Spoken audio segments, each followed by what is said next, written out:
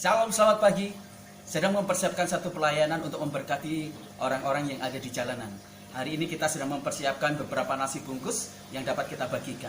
Ketika kita berbicara tentang kekristenan, maka jantung dari kekristenan itu adalah cinta dan kasih.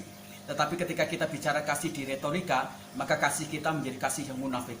Ketika kita bicara kasih dalam aturan kata-kata, maka kasih itu menjadi kasih yang penuh dengan dusta. Ketika kita memisahkan kasih kemudian dengan tindakan real untuk membantu orang lain, maka kasih kita adalah satu kasih yang bersifat topeng. Kita harus menjadi orang Kristen yang mengasihi dengan tindakan yang nyata. Saya ingat ketika Tuhan Yesus dalam Injil Yohanes pasal yang ke-6 ayat 5, dia berkata kepada salah satu muridnya, di manakah kita bisa memberi roti untuk bisa memberi makan kepada orang yang banyak itu?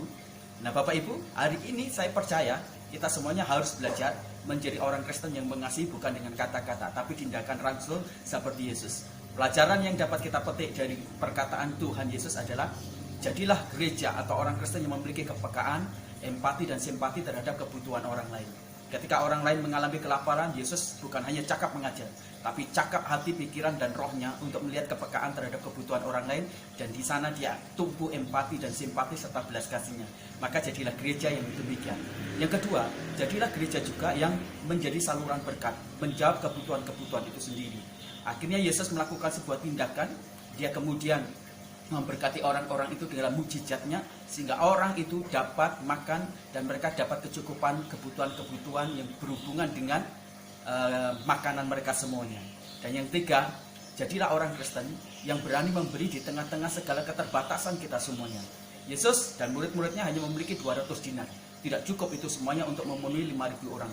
Tapi segala keterbatasan dan ketiadaannya itu tidak mengurangi dia untuk dia bisa memberkati. Jangan tunggu kita punya, jangan tunggu kaya baru kita bisa memberkati. Dan yang keempat, jadilah gereja yang bisa mengelola segala berkat yang baik. Setelah kemudian orang-orang makan, terkumpullah 12 bakul. Dan 12 bakul itu menjadi salah satu bagaimana cara dikelolanya berkat-berkat itu, sehingga tidak hanya habis pada waktu itu, tapi cukup juga memberkati beberapa orang lain. Tuhan memberkati kita semuanya. Mari menjadi gereja Tuhan yang penuh dengan berkat. Mari menjadi gereja Tuhan yang bukan hanya fasih di kata-kata, tapi juga fasih di tindakan real untuk mengasihi orang lain.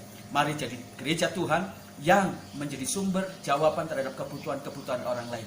Semakin kita menjadi berkat, percayalah, kalau kita melakukan tindakan-tindakan seperti yang Tuhan inginkan dalam firman-Nya, maka tersedia suplai bagi kita semuanya dari surga.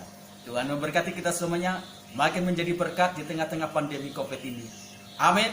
Selalu bersukacita, bergembiralah untuk menjadi saluran berkat, dan selalu antusias untuk menjadi saluran berkat bagi orang lain. Tuhan memberkati kita semuanya. Selamat pagi.